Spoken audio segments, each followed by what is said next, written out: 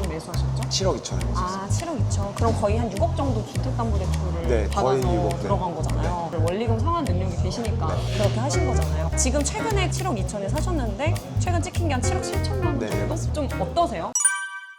안녕하세요. 오늘 강서구에 저희가 왔는데 내 집 마련하신 분 있으셔서 같이 인터뷰하러 나갔거든요. 간단하게 자기소개, 뭐 하시는 일 이런 것 좀 얘기해 주시면 좋을 것 같아요. 안녕하세요. 저는 이번에 부토리님 강의 통해서 내 집 마련하게 된 수강생이고요. 원래는 분당에 살았고 현재는 양재동에 있는 회사에서 감사팀에서 일하고 있습니다. 결혼하셨나요? 결혼은 내년인데 집 살라고 혼인신고 먼저 했어요. 아, 근데 여자친구분이 매수하신 곳이 어떻게 보면 구축이잖아요. 네. 입지는 좋지만 근데 네. 반대를 따로 하시거나 그런 건 없었어요. 사실 제가 이쪽으로 오게 된 게 여자친구 회사가 그 집에서 이제 걸어서 8분 거리다 네, 보니까 네. 이쪽으로 오게 된 거거든요. 원래. 그럼 거기서 지금 실거주를 하고 계신 거예요? 네, 실거주하고 있습니다. 아파트 사실 때 어떤 기준으로 여기를 사신 건지가 좀 궁금해요. 19년도 12월에 이제 취업을 해가지고 딱 돈을 이제 모으기 시작했는데 코로나가 딱 시작했을 때다 보니까 주식, 코인 막 이런 거 했는데 뭐 하락장도 겪고 그러다가 이제 돈이 조금 쌓이니까 부동산을 일단 뭐 매수는 해야겠다라고 그때 당시에 좀 생각을 했었고 처음에는 이제 갭 투자로 하는 게 좋지 않을까라고 생각을 했는데 결혼이 내년이다 보니까 이제 실거주를 먼저 알아보자 해서 이제 처음에는 실거주까지는 제가 이렇게 합의를 했고 많이 구축이기도 하지만 여자친구 쪽 회사 근처로 좀 맞춰주면 되지 않을까 해서 이제 여기까지 오게 됐습니다. 그럼 집을 매수하셨을 때 종잣돈이 그러면 어느 정도를 모으셨던 거예요? 한 1억 3천 정도 하고 나머지 금액은 대출을 받았죠. 아, 지금 얼마 지금 매수하셨죠? 7억 2천에 아, 7억 2천. 그럼 거의 한 6억 정도 주택담보대출을 네, 받아서 거의 6억, 네. 들어간 거잖아요.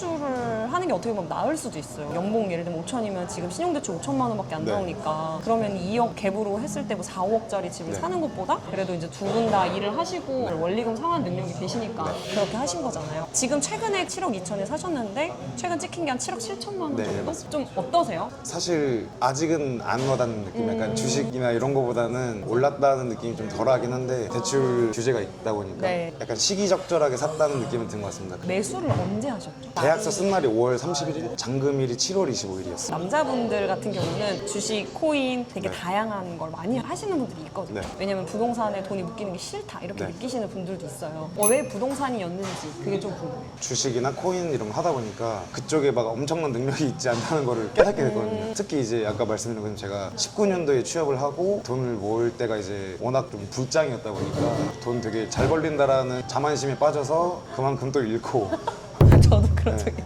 현금을 그래서 그때부터 진짜 열심히 모았거든요. 3년, 4년 쌓이다 보니까 1억을 좀 넘어서다 보니까 그럼 내가 이걸로 어줍지 않게 주식 코인 하지 말고 일단은 뭐 결혼도 앞두고 있으니까 부동산을 한번 해보자 라고 하게 됐습니다. 그러면 지금 집 들어가실 때 인테리어가 되어 있는 걸 사셨어요? 올수리까지는 아닌데 어느 정도 좀 돼 있는 걸로 되었습니다. 그럼 입주하실 때 따로 인테리어는 안 하셨어요? 도배장판이랑 페인트칠만 아, 그런 거 해서 얼마 정도 들었나요? 그렇게 하니까 한 200만 원? 그리고 집을 사셨을 때 약간 어디를 위주로 보셨어요? 제가 잘 모르다 보니까 부터리님 강의 들으면서 이제 나름 열심히 공부를 해봤거든요. 사실 그때 들어온 지역은 아니었어요. 한창 제일 핫하던 데가 광명이나 동대문구, 강북 아니 강동 네. 쪽을 갭 투자를 할까 처음 생각을 하고 네. 있었다가 제 기준을 안 정해놓으니까 아무리 광명이 좋다, 뭐 강동구가 좋다 하더라도 내가 여기서 사는 걸 감당할 수 있나 아니면 갭 투자를 해놓고 월세 사는 게 내가 괜찮을까? 그거에 대한 확신이 안 들더라고요. 이 맨날 공부만 하다 보니까 이대로는 안 되겠다 해서 부터리님이 주신 공부 자료들 그런 거 보면서 나는 그러면 이거는 오케이, 이건 아니다 하다 보니까 이제 여자친구 쪽에 직주 근접을 하자라고 약간 결론을 냈었고 뭐든지 결정을 못 내리는 이유가 내 기준이 없어서 네. 그렇거든요. 근데 어쨌든 여자친구분 직장 근처로 잡았고 내 금액이 얼마인지 알았고 그래서 좀 빠르게 하신 것 같아요. 사실 동대문이나 이런 데는 월세 살면서 투자용으로는 괜찮지만 내가 여기를 실거주할 수는 없잖아요. 네, 직장 그쵸. 위치도 네. 있고. 그래서 실거주인지 투자인지를 잘 결정을 하셨던 거 이게 되게 빠른 것 같아요. 사실 저는 놀란 게 단톡방이라든지 저랑 개인톡을 사실 할 수가 네. 있잖아요. 채널톡으로라든지 1대1로도 할 수가 있는데 네. 연락을 안 주셨는데 집을 사셨다 그래가지고 제가 그게 되게 놀랐어요. 네. 어쨌든 제가 드리는 혜택이잖아요. 네. 제가 네. 피드백을 드리는데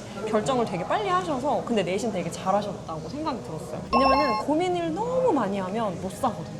그러면 아파트 보실 때 매물을 몇 개 정도 좀 보셨어요? 4군데 정도 본 것 같습니다. 4군데 정도 봤고 저는 제가 몸테크를 할 수 있을 줄 알았거든요. 지금 산 곳도 더 로얄동 로얄층이 있을 건데 딱 그 집을 들어갔는데 야 이거는 어떤 게 그랬어요? 근데 어떤 게? 아무것도 안 돼 있고 장판도 없고 그러니까 장판이 없어요? 네. 물론 이제 근데 제가 못 살 것도 있지만 왜 거기를 결국 선택을 안 했냐면은 아무리 로얄덤 로얄층이어도 그렇게 수리가 안 돼 있다 보니까 결국 그거에 대한 비용을 지불을 해야 되더라고요. 그러면 이 돈 낼 바엔 또 다른 데 가고 이게 맞죠. 계속 되다 보니까 로얄덤 로얄층은 아니더라도 어느 정도 수리가 돼 있는 데 들어가면은 내가 이 정도는 좀 감당할 수 있겠구나. 그 얼마 정도 더 저렴했어요? 4천? 근데 제가 심지어 거기서 1,000만 원 더 깎아달라 그랬거든요. 아, 그러면은 괜찮다. 근데 이제 염두하실 거는 저층을 싸게 사는 건 괜찮아요. 아무래도 저희가 갈아타기를 하는 게 네, 그쵸. 하락장 때 하다 보니까 되게 안 팔릴 수 있어요. 그때부터는 조금 더 이제 집 내부를 좀 더 신경 쓰고 그렇게 해서 남들보다 싸게 내놓고 팔 수는 있죠. 그 마음이 오히려 들더라고요. 아 그러면은 내가 욕심내지 말고 깎아서 들어왔으니까 적당히 하고 나가자. 그 마음을 먹게 되더라고요. 맞아요.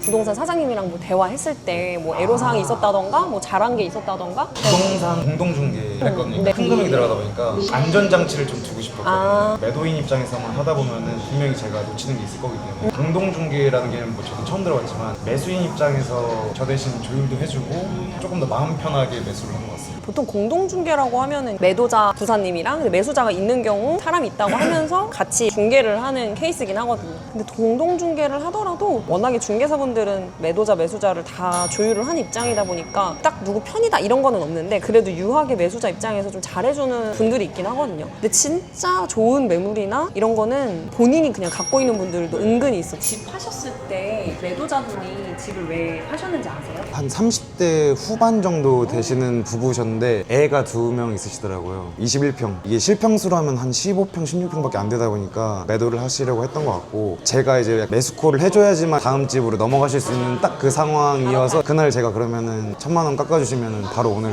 입금하겠다 하니까 그렇게 해주시더라고요. 집을 처음 사신 거죠? 네. 그런 분들한테 조금 해주시고 싶은 말씀? 매수를 좀 빠르게 할 수 있었던 이유가 제 기준이 있었어서 그런 거거든요. 제 기준을 정할 때 두루뭉술한 게 아니라 약간 명확하게 나왔다는 점이 좋았던 것 같습니다. 그거를 좀 알게 된 게 구토리님 강의를 들으면서 처음에 그 이름이 뭐였죠? 주택구매 능력 계산기 뭐 아 주택금융 네. 심지어 저는 대출이 KB시세로 나온지도 몰랐거든요. 그거를 보면서 이렇게 정리를 해놓으니까 이 집은 내가 가고 싶은데 호가랑 KB시세가 차이가 나니까 안 되겠구나 그런 기준도 좀 잡혔던 것 같고 특히 이제 재무적 능력 그거 외에도 저평가 모니터링이랑 제가 제일 도움됐던 거는 순위 매기는 거 초품하냐 해서 뭐 OX 하고 역세권이냐 그런 거 하면서 그럼 이제 그거에서 제가 소거를 했던 거는 어차피 뒤돌아보지 않을 거기 때문에 그렇게 몇 개 지우다 보니까 이제 리스트업을 좀 했고 그때부터는 부딪혀보는 거죠. 그래서 부토리님이 주신 자료 보면서 이렇게 하나씩 지워 가시면은 저보다 더 빠르게 매수하실 수 있을 것 같습니다. 그게 근데 진짜 좋은데 제가 수백 개 아파트를 보면서 추적해서 그걸 만든 거니까 나중에 이제 갈아타기 하실 때도 그 기준대로만 네. 보시면